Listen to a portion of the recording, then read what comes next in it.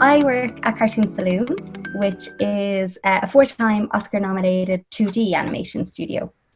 In terms of the studio, there's been a big growth in the studio. So we have about 150 people currently working in the studio. And in Kilkenny, we also have a sister studio called Lighthouse, and they have about 100 people. So there's about 250 animation professionals in Kilkenny now. So the studio originally started 21 years ago in Kilkenny, and it started with Secret of Kells. So it was originally called Rebel, and the 3 guys moved down right out of college and they decided to make a film. It's one of the biggest learning experiences of the studio in that they started making films before they knew, the industry as a whole. So it took a long time. It took about 5 to 6 years in production to make Secret of Kells.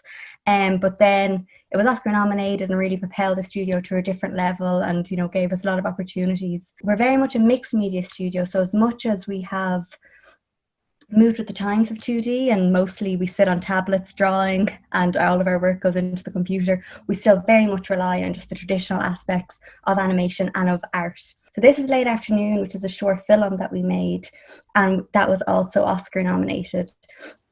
So I'm hoping in this presentation I can just give you a good oversight of the studio so that you have an understanding of, firstly, all the different ways, an idea becomes a final film or a final program, and all the different ways that you can go about making it. But then to give a bit of an overview on the different departments, because animation is so collaborative. It's one of the best things about it is that it takes a lot of people to make it. There's very few animated features where one person made it. It's so collaborative. There's no I in team in animation. Is that you really have to be open to working with a myriad of different people, and at different stages you'll work with more and less people, but there's really a place for everyone in animation depending on your skill set. And I think especially when you're looking to come into animation, it's really important to get an idea of all the different departments, because you might feel that, actually, my strength is storytelling. So maybe being an animator who's working on, one scene for, if it's hand-drawn, one scene for, 2 weeks, mightn't be for you. You want to see the overview of the film. Maybe storyboarding or editing is more suitable for you, or working in the core story team. Maybe design is what you're interested in. There's really a place for everyone across animation. Really, I suppose the main thing you're going to do if you go into animation is that while you're young and out of college, you have the chance to work anywhere in the world, because there's animation everywhere. And the good thing is, especially in Ireland, north and south of the border, is we are really quite good at what we do. So we do attract a lot of international people to come and live in Ireland and work for short spells. So you get to work with a lot of different and interesting people. And I just found, for me, it was actually the people that made me really want to stay in animation. And then I've just been lucky to work on really high quality stuff, but really passionate and creative people, that the gang is just great.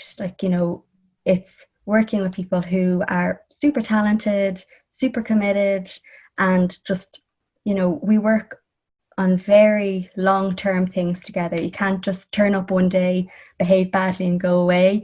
You're there for months with people, so you get to know them well and all their idiosyncrasies. So generally you have to be very nice in animation, or you might not have a next job. So it's great in that regard. So Sullivan Bluth were one of the big studios that came over. So if you know All Dogs Go to Heaven or Land Before Time,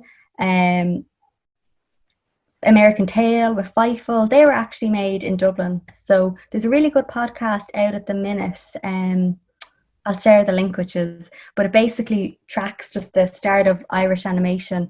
So then Murakami, who had made The Snowman in London, he came over and he set up a studio in Ireland. So a lot of things are made in Ireland that I never knew, that I watched as a kid. Like a good portion of Teenage Mutant Ninja Turtle was made in Dublin. It's really strange when you talk to people who've been in the industry 20 years ago, because you're just like, you worked on all the things I remember. It's amazing. So we have a very interesting history, but basically there was a certain point when Sullivan Bluth actually moved back to America, and a lot of the animators and talent went with them. So there's still a lot of Irish people over working in DreamWorks and Disney, who went over at that stage. But Sullivan Bluth, they basically set up a department in Ballyfermot College, which is generally where most of our animators come from. So from there, when they left, there was a lot of people studying animation in Ireland, and they were coming out to not very many jobs. So at that point, Cartoon Saloon was set up, Brown Bag Film were set up, and there was a whole myriad of other smaller studios as well. So really, it started with, I think the last time they looked, there was not a census, but like a kind of quote, like a count taken of how many people. So in 99, there was 25 people working full-time in animation, and then 2 years ago there was over 3,500. So we've had quite a growth, and I know Northern Ireland has had the same. Like 16 South have had a huge growth. So we're really a booming industry. So that's normally the main question we get asked, is how did anything come to be? So basically, normally it starts with an idea, and there's different types of ideas. So for instance, The Breadwinner is based off a book. So that meant Nora found a book that she really liked, and then were approached by a producer team, and then they went in development for lots of years writing the script.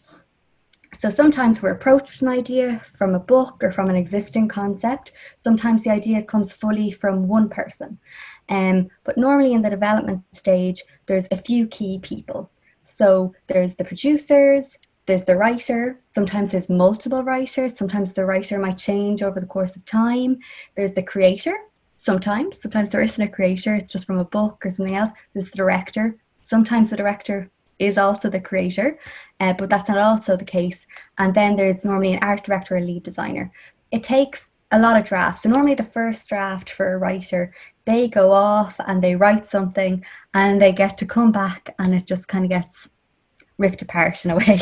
Is that there's a lot of notes to get to the story that you want to tell, because this is the key part. The story is, what we base everything off, and it takes a lot of work with the writer to get to the core of what we're trying to say and to make sure that we can tell it in the best way. So sometimes we need these additional people to help. So normally the scriptwriter will work with the director and will work with the producers, and if there's a creator, they'll work very closely with them to get the story right. But sometimes we bring in script editors, just fresh eyes to really go, okay, that's not working, or story consultants as well. So for instance, on most of the features, we have kind of set story consultants who'll come in and help us just get to the core of the story. So in live action and in certain animation productions, the script is the Bible. Once the script is locked and signed off, that's it. There's no changes. It's there to be made now. Like, we're putting visuals to it. In Cartoon Saloon, that's not really the case. We use our script as a template because every department coming after is going to build on the script. So it really is the foundation, but we take a certain amount of liberties with the script and we make changes at the next stage to try and make it as strong as possible. And then sometimes we'll bring the script writer back in then before we do the records to make sure that the voices are consistent, because we're not writers. So having a writer come back in and fix sometimes some of the little mistakes we make, or some of the, sometimes we haven't kept a character truly in keeping with what the writer had in mind for this character. They know that writer inside, or they know that character inside out, and they might go, he'd never say that, you can't have that, and they'd help us just fix that and tweak it so that we're keeping the characters consistent and that the story overall is working.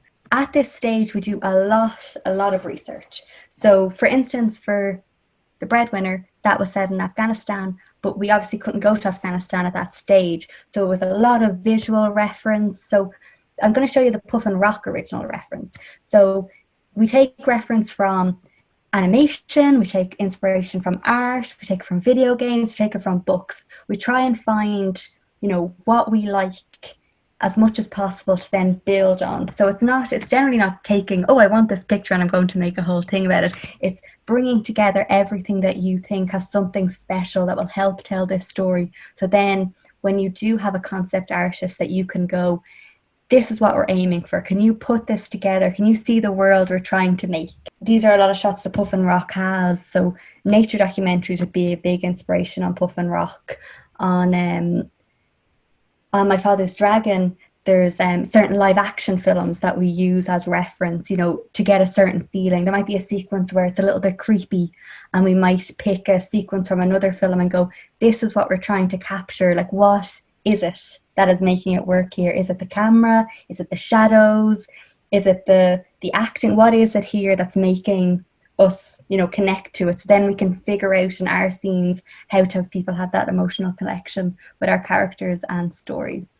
So when an animator gets this, they'd be able to see, okay, I have this amount of time to get my character from here to here. What are they going to do in that time? And they can figure that out. Will their hair be waving? They know the basics of what they need to do, and then they can make kind of the creative decisions of what the character will actually be acting like and doing in the scene, but they don't have to overthink the actual mechanics of the scene. So this is just a little look at Una's rig and how it works. So there's the head up down, the squash and stretch.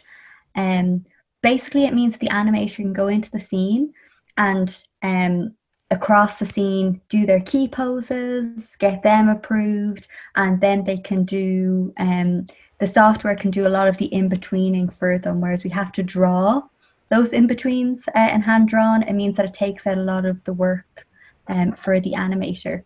If you're in college, I know a lot of studios do visit, and that is an opportunity. If writing's what you're interested in, we're always crying out for writers. So if you have samples of your work, I think most studios would love to see them. So if it's a college setting, have samples of your work ready. And if it's networking, look out for the different writer events, because they are happening. Thanks for watching, and don't forget to subscribe.